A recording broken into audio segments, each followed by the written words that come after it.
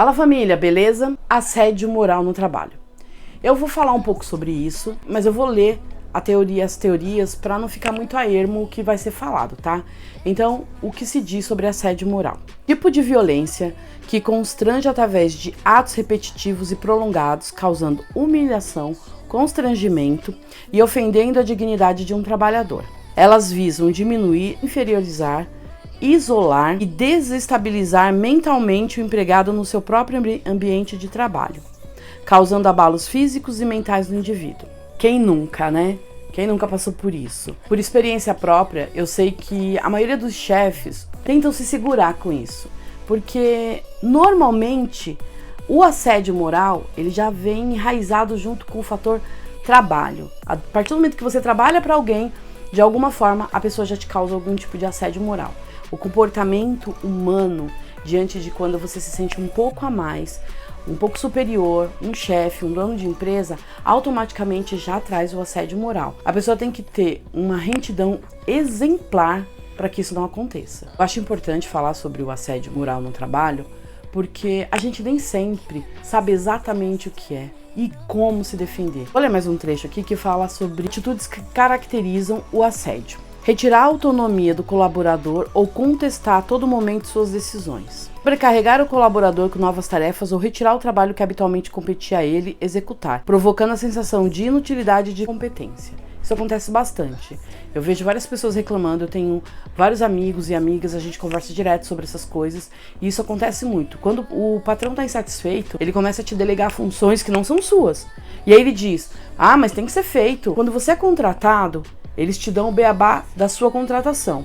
E eles te agregam muitas funções. O que de todo não está errado. Se você cresce, você está mostrando que você é capaz de cuidar de mais coisas ou de coisas diferenciadas. Mas isso não quer dizer que o trabalho de 10 pessoas tem que ser jogado todos para cima de você. As pessoas também têm que saber olhar e falar aonde exatamente está favorecendo a minha empresa e a partir de onde que não está. E não pensar só no funcionário. Ele é preguiçoso, ele não quer trabalhar, ele está falando isso, ele está falando aquilo porque ele quer ficar de boa. E não é isso. Normalmente não é isso. Existem casos e casos. Eu não estou tirando aqui a responsabilidade do próprio funcionário quando ele tem essa aptidão, que é lentidão, que é marasmo, que é, sabe? Só que é muito difícil quando o próprio patrão não sabe como é executado aquele trabalho, o que é necessário para executar aquele trabalho, mas ele te cobra prazos e te dá mais funções achando que você vai conseguir fazer muito rapidamente, o que não acontece. Na prática mesmo, existem N situações que vão contra isso. Passar tarefas humilhantes, gritar ou falar de forma desrespeitosa, espalhar rumores ou divulgar boatos ofensivos a respeito do colaborador, não levar em conta seus problemas de saúde, esse é um ponto que eu preciso falar também. Eu tô falando das coisas que eu já passei, da parte da saúde, isso realmente acontece. Patrão nenhum gosta que você vá pro médico, mas ele também não gosta de ver você doente. E deveria existir um bom senso nisso. Quando a empresa paga plano de saúde, você sente que ela é um pouco mais cuidadosa com o funcionário. É mais ou menos assim, ela tá pagando o plano de saúde e ela acredita que os médicos do plano de saúde não vão te dar um atestado se você realmente não estiver precisando. O que pela lógica é assim que acontece. Não estou aqui desmerecendo nenhum sistema de saúde, seja ele particular ou público, de forma nenhuma, porque eu até hoje não passei nenhum médico que eu chegasse e reclamasse de alguma coisa que ele não pedisse um exame para depois me dar um atestado. Nunca aconteceu de eu pegar um atestado só por pegar, eu vou pegar um atestado hoje porque eu não tô querendo trabalhar. Então, isso nunca aconteceu. Todas as vezes que eu levei o atestado para a empresa é porque de fato eu estava doente. Criticar a vida particular do funcionário é outra coisa muito chave, né? Eu vejo várias pessoas e já passei por situações assim onde o patrão quer que você faça aquilo que exatamente ele faria. Ou então que você não tem o direito de viver. Você tá num domingo em casa e você toma uma cerveja. O que você não pode fazer é deixar de ir no trabalho. Mas o que você faz no seu domingo, no seu sábado em casa livre é um problema seu. Para onde você vai, o que você deixa de fazer é um problema seu. O patrão não tem que ficar olhando e falar, não veio na segunda-feira por causa disso. Se você apresentou um atestado e o atestado tem a causa do que você tem, ele não tem que ficar tentando adivinhar por que você teve aquilo. Atribuir apelidos pejorativos. Essa é uma prática também comum. Eu já vi acontecer e já aconteceu comigo. O patrão até acha que tá brincando, ou o próprio colega de serviço. Tudo que eu falo aqui se aplica tanto ao patrão quanto aos colegas de serviço. As pessoas acham que não tem problema falar isso ou falar aquilo, porque virou um meme, uma piada, e acabam colocando apelidos pejorativos naquela pessoa. Isso é muito sério. Impor punições vexatórias. Dancinhas, prendas, esse tipo de coisa. Eu nunca fiquei sabendo de ninguém que passasse por isso, mas é uma das coisas que já aconteceram, deve ter acontecido com algumas pessoas, não aconteceu com ninguém que eu conheço, mas se tá na matéria, inclusive, vou deixar o link dessa matéria, foi uma cartilha que eu peguei, vou deixar para vocês darem uma olhadinha também, que tem muito mais coisas lá, e é bem interessante de se ler. Postar mensagens depreciativas em grupos nas redes sociais. Outra coisa que eu acho horrível, você entrar num trabalho e você ter que colocar as pessoas do seu trabalho nas suas redes sociais. Rede social é uma coisa muito pessoal. É minha, é sua. A gente não tem que ter a obrigação de ter os patrões, os colegas de trabalho ou N pessoas nas redes sociais. Se a sua rede social é aberta e o patrão olha lá e vê, os seus colegas de trabalho lá, tudo bem, mas eles pedirem para entrar nas suas redes sociais e você não aceitar, isso não deve ser motivo para eles ficarem chateados. Evitar a comunicação direta, dirigindo-se à pessoa apenas por e-mails, bilhetes ou terceiros e outras formas de comunicação indireta. Isso é bem infantil, na verdade, né? Você fica chateado com o funcionário por qualquer motivo e aí eu não vou mais falar com ele. Birrinha de criança, mas é um assédio moral. Isolar fisicamente o colaborador para que não haja comunicação com os demais colegas. Outra coisa que é bem pesada, né? Você deixar a pessoa realmente longe de todo mundo, ainda mais se for só a pessoa num determinado local e o resto dos funcionários em outro. Retirar cargos e funções sem motivo justo. Impor condições e regras de trabalho personalizadas diferentes das que são cobradas dos outros profissionais. Ou seja, tá todo mundo ali para digitar. E tem um que além de digitar, ele vai limpar todos os computadores. Se tá todo mundo ali na mesma função, você tem que atribuir que cada um limpe o seu próprio computador. E não que uma pessoa só vai limpar todos. Delegar tarefas impossíveis de serem cumpridas ou determinar prazos incompatíveis para a finalização de um trabalho. O que é absurdo e acontece bastante. Isso tanto já vi acontecer comigo, quanto acontecer com pessoas que eu conheço e etc. Foi o que eu falei anteriormente, ele acha que você termina em tanto tempo, mas isso não existe. A gente tem que lembrar que acontecem eventualidades, e nessas eventualidades gasta-se mais tempo. Então a gente tem que contar com isso. O patrão não pode falar pra você, te dou meia hora pra você fazer isso. Não sabe o que vai acontecer nessa meia hora, não sabe se vai acontecer alguma coisa que impeça de ser terminado. Então, eu acho bem chato se colocar prazos para entregar um trabalho. Manipular informações, deixando de repassá-las com a devida antecedência necessária para que o colaborador realize suas atividades. Vigilância excessiva. Essa é uma das coisas mais chatas que tem. A pessoa ficar te cobrando de meia hora, ou então de tanto e tanto tempo, se você terminou aquela tarefa. Fato que tem muita gente que enrola para trabalhar. Mas o patrão tem que estar em sintonia com o funcionário e o funcionário com o patrão, para que esse tipo de coisa não atrapalhe. Essa aqui é boa. Limitar o número de vezes que o colaborador vai ao banheiro e monitorar o tempo que lá ele permanece. Advertir arbitrariamente, instigar o controle de um colaborador por outro, criando um controle fora do contexto da estrutura hierárquica para gerar desconfiança e evitar a solidariedade entre colegas. Isso acontece bastante, mais do que a gente pode pensar, justamente porque as pessoas não se sirvam na hora de processar um chefe, uma empresa, por assédio moral. Porque se as pessoas estiverem chateadas com você, ou se umas não colaborarem com as outras, se for cada um no seu quadrado, muito dificilmente alguém vai testemunhar a seu favor. Ou seja, no final das contas, existem atitudes negativas dos dois lados. As atitudes que fazem com que um patrão, que é uma pessoa boa, que é uma pessoa que tá te respeitando, se torne uma pessoa mais cuidadosa e cautelosa, prestando atenção realmente no que o funcionário está fazendo. E existem também funcionários que são extremamente prestativos, colaboradores, que estão realmente empenhados, mas que vão se cansando ao ver um patrão toda hora cercando, manipulando, tentando fazer com que você faça exata e estritamente o que ele quer, de uma forma meio abusiva. E a gente entra nas causas de por que acontece o assédio moral no geral, né, no âmbito geral. As causas do assédio moral no ambiente de trabalho estão ligadas a fatores econômicos, culturais e emocionais. Abuso do poder diretivo, que foi o que eu acabei de falar. O patrão se impõe, ele acha que porque ele é dono, ele vai fazer o que ele quiser e você tem só que obedecer. Busca incessante do cumprimento de metas, cultura autoritária, despreparo do chefe para o gerenciamento de pessoas, e isso acontece barbaramente muito. Muita gente que acha que tem condições, que serve para ser chefe, Não serve, porque não sabe lidar. Tem muita gente que é infantil, que não sabe realmente observar o trabalho do outro. É muito fácil você falar, isso você faz em 15 minutos. Então senta lá e faz. Se você fizer em 15 minutos, talvez você possa cobrar. Mas a gente tem que lembrar que cada um tem o seu tempo para fazer as coisas. Não tem que ser jogado desse jeito. Rivalidade no ambiente de trabalho e inveja. Isso a nível de colegas de trabalho. Como eu falei, o assédio moral, ele pode vir tanto do chefe quanto dos colegas de trabalho. Esse tratamento, esse assédio moral que é dado a um indivíduo, levam a certas consequências. Para o indivíduo, eu vou dar uma lidinha aqui nas consequências. Dores generalizadas, palpitações, distúrbios digestivos, dores de cabeça, hipertensão arterial, alteração do sono. Nossa, eu tenho demais isso quando eu tô preocupada com algo que eu tenho que entregar e que eu não vejo como terminar no prazo que foi dado.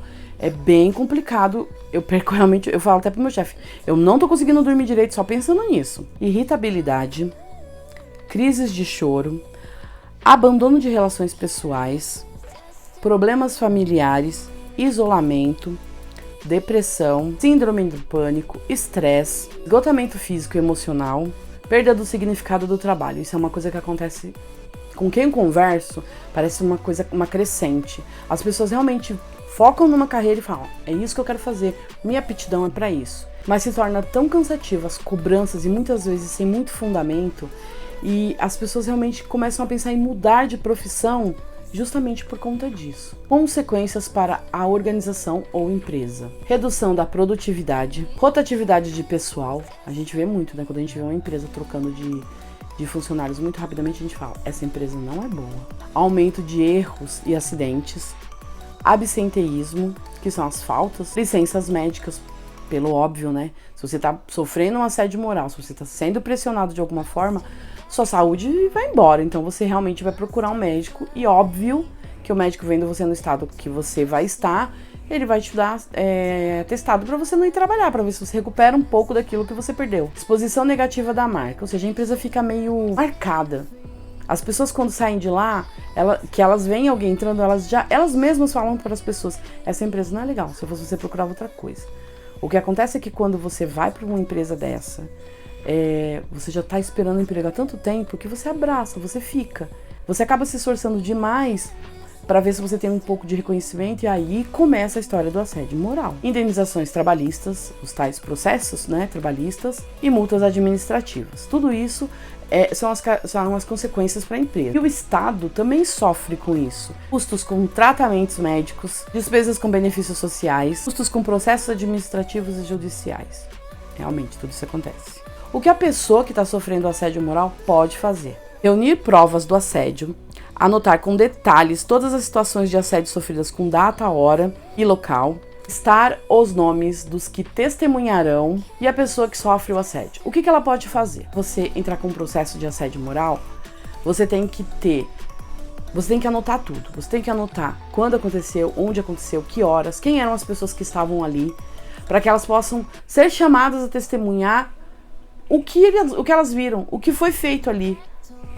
E o mais importante, você não pode ter medo, você tem que realmente colocar a cara a tapa e ir com tudo, e colocar os nomes, e falar, e fazer, porque senão você só vai ser prejudicado na história.